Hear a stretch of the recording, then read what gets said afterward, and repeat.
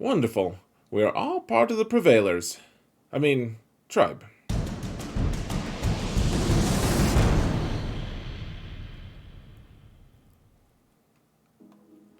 Hello, everyone, and welcome to another episode of Xaereth Prevails, a Grand Arena story. Folks, today we have the final match of this 5v5 season, and frankly, I don't have the energy to keep it from you guys. This isn't a video I necessarily wanted to make, and I'll explain why for just a minute. Please bear with me. So, I didn't want to make this because first off, I lost this match, and I didn't play that well. My opponent out-schemed me, like, huge shout out to General Hernap from KA, that great player, and really high lifetime banners, all this stuff. I thought it might, and I was hoping it was going to be an epic fight, and it turns out I just, I got out schemed, and there was tech that he used that I didn't even know existed, because that's what happens when you're in a high-end guild sometimes. The people come up with things, and your opponents find out about it to their detriment, and that's what happened to me a little bit today, and I'm not gonna sit here and make excuses and say like, well, that's the real reason I failed. Like, I think I could have worked around it potentially, but you got to take ownership, and he played better than me and deserved the win. So we're gonna start from that standpoint. And the reason I don't want to make this video, it's not that I'm a little embarrassed. Sure, I don't love showing everyone how I fail. No one likes to show their weak side, or at least sane people, I think. But I think that there's some important aspects to it. I don't want to, because I don't want to dwell in the past. I don't want to dwell on that failure. I want to think about ways to improve and get better, stronger, and that's always my mindset. The channel isn't called Xaereth Wins all the time. It's called Xaereth Prevails, and that encompasses a philosophy of more like you win even if you lose, because if you lose, you learn a lot, because losing is a really important aspect of all of competition. And so, I don't know, I'm just kind of rambling here, but we're gonna go through this video fairly quickly. The speed is turned way up. I think I can still give you some meaningful commentary here, but this is an important step of the process, folks. I don't want to make this, and therefore I think I should, especially if I'm a little embarrassed, because believe it or not, I know that may sound ludicrous to you, but humility is a very important aspect to what I try to do, and I don't always achieve it, but I think, something like this, it does help. So let's get into the fighting, folks. First, I do just want to say thank you so much to all my patrons. You guys are amazing, and I really appreciate all of the support that you've given me throughout the months, and even, I don't know, has it been years? It's been over 1 year, at least. You guys are amazing, and truly appreciate you guys. And folks, if you want to support the channel, I would really appreciate, just remember to hit that thumbs up button, and maybe leave a comment, a respectful one. No trolls. Just kidding. If you want to, I mean, I'll probably just delete you, frankly, but let's get into the fighting, folks. Let's knock this out, and then I am going to make another video just titled something like 3 or 5 things I learned from this 5v5 season. That'll be out in a day or two for sure. I'll probably record it right after this. Just give a good recap on what things I learned so we can all benefit. So let's stop rambling. This has been 4 minutes. Dear Lord, this is my longest intro I've had for a long time. Let's go. Alright, not showing you guys my defense. I kept Sith Eternal to be able to counter his Lord Vader, because I was pretty sure he was going to place Lord Vader. And oh, look at me. I actually had my camera up top here because I was you guys can see double Xaereth here. Sorry. Eventually we moved the camera down south a little bit, but you can see it's going pretty clunky, because for some reason my CPU was acting like I was trying to record my video, and there was some background processes going on, and it was taking so much space that there was an enormous amount of lag. And this So the idea here, folks, is we use Sith Eternal with Traya, Trio, and Wat. Wat gives the tank tech to Scion, so that if Scion, as long as Scion doesn't die, which, I mean, he comes close, but I don't think he ends up dying. If he can live, though, then between Scion and Traya and Nihilus all getting hit with multiple things, then Traya is going to be hitting at a lot higher rate. Like a lot harder, I should say. And so the idea is between Traya and Sith Eternal, once you get everyone down and you can kill everyone, then you can just tag team between Palpatine and Traya and take out Lord Vader. And so, I mean, I was pretty sure he was going to place this team, and he did. And so I'm using this team, but here's the thing. I'm not going to make excuses in terms of, like, I should have won this fight or something. My opponent actually cleared me for super efficient banners, and that's a huge part of why this is embarrassing, and why I'm not showing you guys my defense, because you guys can look on swgoh.gg for sure. Like, that's absolutely an option, and you should feel free to. But here's the thing, folks. I feel like all of the lag really, really hurt me in this match, because we haven't even killed anyone yet.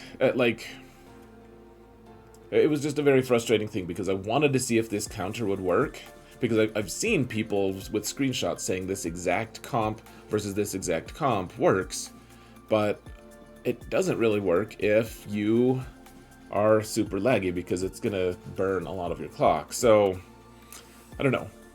I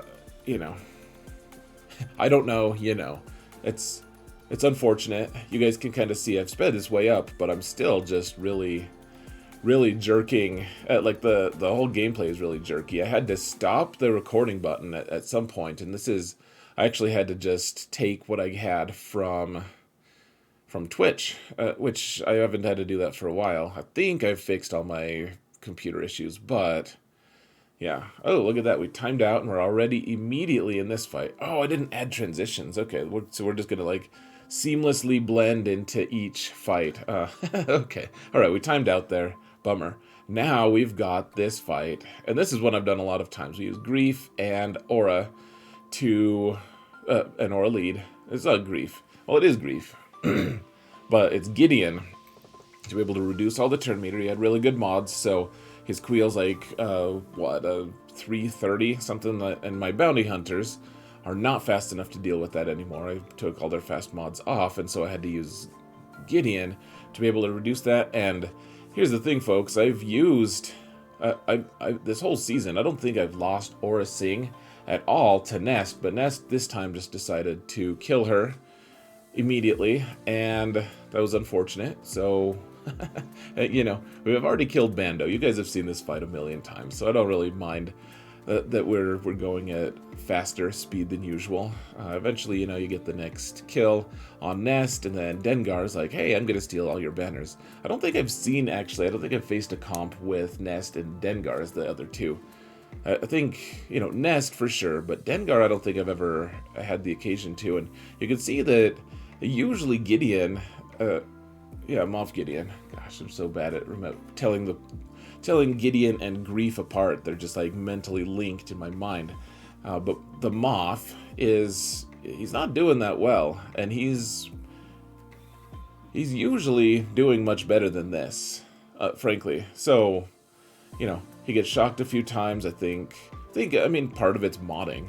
My opponent is just good at modding and was able to, pick apart part of my team. I mean, we still have the core, the essential components, right? Like, Aurra Sing is nice, but she's only some, like, DPS. And she's the leadership. She's the one who provides the leadership to be able to get this comp together in the first place. Gideon is the guy who just reduces turn meter and then can just sit out for the rest of the time. The core, the essential part of this, of course, is Mando, with Bosk and Grief. And those three are alive and actually doing very well. So... I mean, my opponent cleared me for, he dropped 46 total banners, and that includes clearing my Executor for a fail. So, really, really efficient, and already having one fail and then dropping another 6 banners here. So we dropped 26 already. We have 20 more to give, and so can we be efficient? Is the question. And you guys know the answer. Eventually, we're not that efficient. But this one, this is one of the highlights of the match. So you guys have seen this counter. I've developed it, redeveloped it, since we had the rework on Jedi Knight Luke. The nerf, if you guys want to call it that. He is way better at killing tanks, though. And so what we're doing here, we just want ability block on Supreme Leader Kylo. It didn't work out that time with Basti, just didn't stick. So Hoda was able to get Foresight up right before he did his AoE. And now, you know, old Ben can taunt, he does his thing. We chop down the last guy there, and old Ben is almost dead, but not quite. He's not dead yet. So, you just need to keep ability block on Supreme Leader Kylo. Essentially, that's what it comes down to. A single tank comp with Supreme Leader Kylo is just not that difficult for the Jedi Rev and Jedi Luke team. And I thought the whole time that if I could get a 58, that would be pretty great. Especially because it rhymes, but we got a 59. I guess it means we're feeling fine or something. I don't know. Alright, so he had a Maul team with Darth Revan inside of it. No Malak, though. And it's a really interesting comp, actually, folks. This is something I didn't know existed. I did the exact same team, except I had Malak on it. He got a 60, and I was like, how do you get a 60 on this team? I've never heard of this. And you can see Malak is gone because he's part of the counter to this, folks. It's very interesting. You can use, well, I don't know. Let's see how. At this point, usually it's come out. I don't know if it is out yet, or swgoh.gg's, but I'll just say this: if you use troopers with Malak against a Maul team, normally you don't want to use troopers against the team because they gain so much turn meter. But with Malak, you can prevent all the Sith turn meter gains and therefore get a 60. So we got a 60, I got a 55, and I used a way better team. Then I was like, I don't know how to kill Lord Vader now. I guess I'm guessing I was on tilt here, honestly. So we've got Jedi Master Luke, and he's Relic 9. I probably could have used him much better, but at this point I've convinced myself. I'm like, I don't think he was able to, I don't think that there's any Galactic Legends in the back. I was pretty sure because of how efficiently he cleared me, and the comps that he used end up explaining just how well he did. But I was like, you know what, let's just finish off Vader here, because I don't think I'm going to need any more Galactic Legends, and even if I do, I have my own Lord Vader. We can take down, like, Rey or whatever's in the back. And little did I know that in the back, he's got Kenobi with Cat, which I have no counter to. I was like, I've used Lord Vader like 10 times total, and it's probably all, I mean, probably more than that if we're counting Conquest and stuff, but I've messed around with it in Arena a tiny bit. I don't know what I'm doing. So we do have Piet here, so that we're getting all the different buffs. Every time we get one of these buffs from his planning thing, everyone's gaining mastery, 1% mastery every time we get one of these buffs. And so, you know, once we finally get to the ultimate, we're really going to cash in, is the idea. And so, you know, we have Piet, and then we also have Crew here as a Disufu, a dark side uninitiated, something Force user. So they're doing way less damage to us, and I mean, we're surviving for a while until finally Kenobi, is this the second time or the first time he gets his feat? Or his ultimate? But I don't know, it's for a little bit I thought that I'd be able to take out Anakin, but you know, at least be able to do some damage to him. But eventually Piet dies. We don't even have our ultimate yet, and we have healing immunity. So okay, here we go. We've got our ult, and you can see that the healing immunity is just gone, even though it was locked, because we just can't have it when we're in our ult right now. And so, you know, I was like, am I going to be able to just tank this team forever? That would be pretty sweet if I could. And yet, the issue is, of course, we eventually fall out of our ultimate. And when we do, then we can start getting healing immune and everything.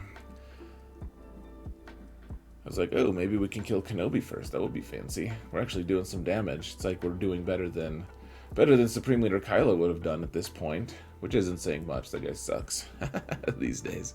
But we're getting a lot of dots on him. I was like, man, look at how close Cat is, actually. But we don't have any way to ignore Taunt either. And they put healing immune on, and eventually I'm like, how do we get this off? If we popped our ult, we'd be able to, but we don't have our ult available, and we died. That's the only team I had available that could even come close to scratching that team. So with that in mind, I was like, all right, guys, we lost. Let's clear the rest of the board, but let's use a little, like, I don't need to use the established counters anymore. We're kind of free in that regard, right? Like, we can test things and stuff, or do things just for the pure joy of it. And in this case, I am using my Night Sisters against Grievous, because I've always loved this counter. Even if it's sketchy as hell, it's always been something I really enjoy. So, obviously, we don't want Daka to die, and she's so close here, and we've already gotten past the zombies limit, right? So Daka's right on death's door.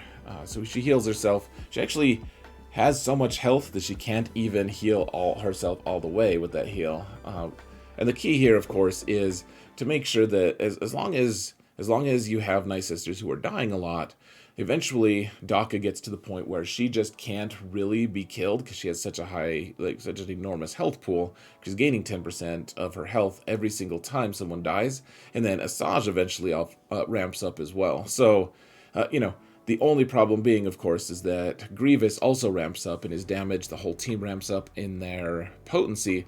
So, it's not just like eventually you're totally safe. Though I will say that your Night Sisters do kind of ramp up more quickly than Grievous in general. So finally, I think he had a really high tenacity B2, and I didn't bother to check at that point. Look at that. Did you see how many? All three of them died so quickly, but Daka had such a huge health pool at this point. Didn't matter. Notice the plague on him means that if we can get the stun with Daka here, he just stays stunned. Not that it mattered at that point, but we got it. 55 banners. The clinch was real. We got real close to just dying.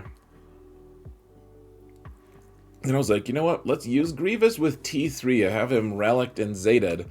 Let's see how much damage we can do, because he gets all the armor penetration from T3's unique.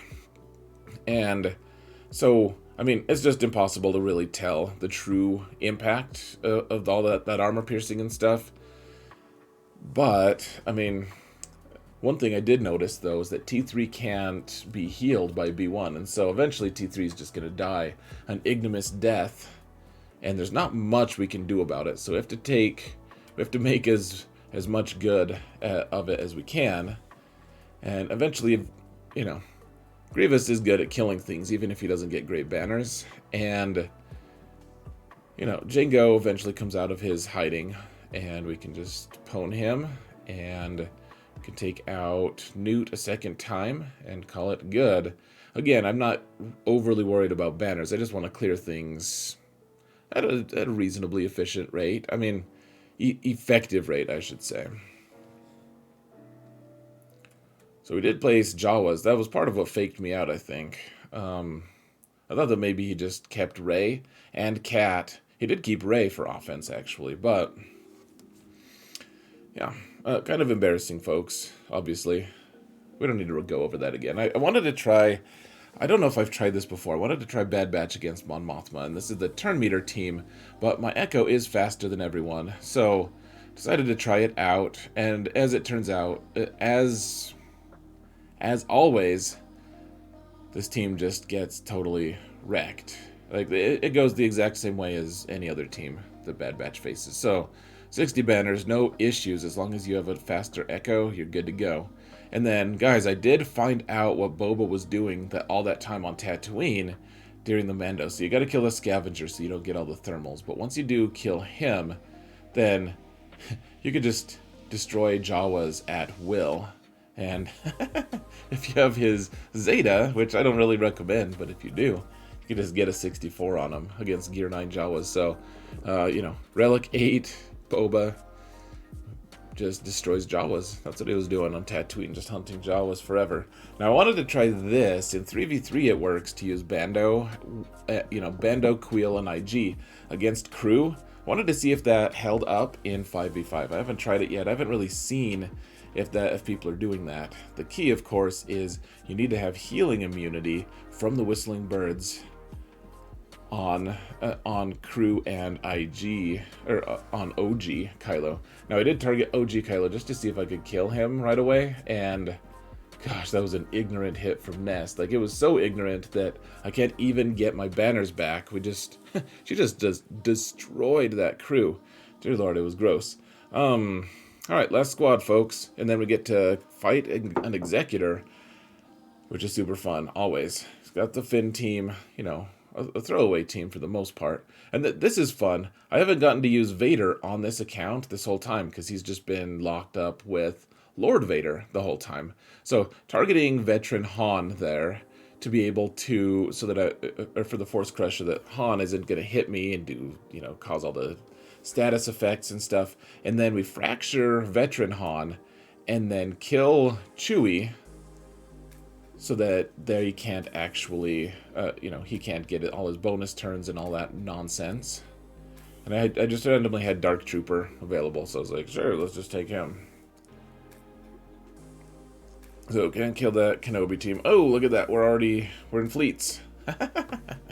Alright, so here's the thing, folks. If they, right at the very start, they do that AoE thing, and, you know, TIE Fighter pilot gives turn meter to Malevolence. Wonderful. But then they targeted Hyena, which is not who you want them to target. You want them to target Vulture Droid, if you can. You want them to kill your Vulture Droids. But they're just killing Hyena. And I'm wondering right now, actually, should I have done the AoE with Hyena? Because that taunts, so it kind of forces them to hit me. I wonder if that is suboptimal. I'm not sure. We'll have to look. I did get the good RNG roll to get Spy in and be able to target Xanadu Blood instead of Razor Crest, because if you have to target Razor Crest, there's a good chance that you just don't kill it in time. But, yeah, poor old Hyena is just not anything now. It's just scrap. Spy's dead, so all we have right now is my TIE Fighter pilot. And actually, I think that that's the original Vulture Droid. So we have a couple original pilots here, but it's looking kind of grim. We are getting lots of turn meter, like they're shooting and I'm dodging a little bit, so that's nice. We get our Razor Crest in, and now we can get that buff immunity. Maybe we can get a few reps in against Houndstooth here before they wreck us too bad. You know, and ignore, like, he can't regenerate his protection, but obviously didn't work out that time. Didn't work it out, and all we have now, really, so they kill our other Vulture Droid, all we have is not Razor Crest, Ebonhawk. And luckily I do have I have a relict pilots, couple relic pilots on, or at least one relic pilot on Karth, on the whatever you call it, Ebonhawk, but wasn't enough. I even got my ultimate, which usually it's like, oh, we can actually do something. I had 4 other ships, like we had a full complement. We can actually take these guys down, and then they just got one shot and killed me. So, unfortunate. Now we got Radis here, and they killed Poe right away, which kind of sucks. But, I mean, as long as we killed Xanadu Blood, I mean, that's a huge part of why this comp won't work. Otherwise, like, Xanadu Blood, for whatever reason, just messes with you. So, you have Sunfac from the other comp that you don't need him, really. So I was like, you know what? Why don't we just bring Sunfac in? Why don't we just take Sunfac, and they can just shoot Sunfac for a while, because he's relict and everything. He's stealthed. It's super weird. I'm wondering, is that a Radis thing that's making him all stealthed? Because I want him to be taunting, is what I want. And yet they're not targeting him, so I don't... I wonder what the... Like, he was taunting there. Oh, he taunts only when they have a buff. That's what it probably is. Maybe they didn't have a buff? This team has a lot of buffs, though. I don't know. I'm just kind of dumb, folks. Get in our Clone Sergeant, so we have double coverage here, and just trying to do specials with the Holdo squad, so that we can, every special that we do while we have Foresight up is -1 on the cooldown for Radis to be able to destroy Executor. So ended up killing Executor, and as you can see, we cut to the very end. We would have timed out. Houndstooth actually cleared with 1 second left, but At this point, I mean, we've lost. We're going to be able to clear a single Houndstooth. So now we're using Rebels against Executor, and here is somewhere where I kind of made a mistake. My Millennium Falcon was ability blocked there, so he couldn't... I should have done the wiggle one turn sooner because of Executor. And here's the thing, everyone's on fire, so I can't call anyone to assist. So I'm trying to figure out what exactly I should do. Like, we gotta do something as a... And chat was like, save Biston, and I was in a mood to just acquiesce to their nonsense, so I was like, sure, let's heal Biston. I'm not convinced that that was the absolute best move. I think taking a better ship in would have been better, but you know, now we can get back to the business of killing TIE Bomber, and obviously, like, he's just super tanky. We gotta get Falcon to actually assist, but he's not doing it. Finally get Cassian in, and with Falcon's help, we can kind of nuke him, almost. And we're on fire again, so that's pretty neat. But we can do the wiggle, because we don't have that ability block yet. Or we didn't have ability block this time from the AoE from Executor. I keep saying Executor. Executrix. It's full of tricks. Tricks are for kids, and yet they use them, so I don't know what the deal is. But, yeah. Now we can go super speed. I think at some point we go super speed on this, because it's just like, okay, so we have the bombs on Cassian, and he's dazed, and there's Sith bombers in. But as long as I have Falcon, like, we have some decent hope, right? So kill the Sith bomber, and all they have left right now is, gosh, this was foolish. I think I should have taken my Y-wing in, actually. Now, in retrospect, I haven't rewatched the videos since then. Just trying to explain. They get their ult, and it actually kills my Falcon, but the Phantom survives for some reason. So that was pretty neat. And yeah, so now we're going super fast, because it's just supports versus supports. We got 1 minute left, and the question is, are they going to be able to clear us again, or are we going to time out? I mean, there's no way we're actually going to be able to actually win this straight up. So disappointing match, of course, but what's a man to do? Oh, more TIE fighters, and we die with 11 seconds left. So now we're going to use Finalizer here and finish off the Houndstooth. So we haven't cleared a fleet yet, actually, folks. But, I mean, this is just... The reason it's so hard to kill Houndstooth is because it's using the capital ship bonuses from Executor in that when we use Resistance. So now it's just a lone Houndstooth. We can manage that. And then this is basically the last fleet. Like, we have... I think I still have Chimera left, and... I think I have Chimera and some other fleet. Oh, Endurance. It's kind of a fleet. But, I mean, this seems like we're going to win, frankly. I mean, they're putting up a better fight than I thought, and we got to be careful so that they don't get their ult before me. But let's heal Vader, and yeah, we got this, maybe. 47, yeah, so not good banners, folks, and that's basically it. My opponent beat me quite soundly, out-schemed me. I went a little too hard on defense with the wrong teams, and it bit me.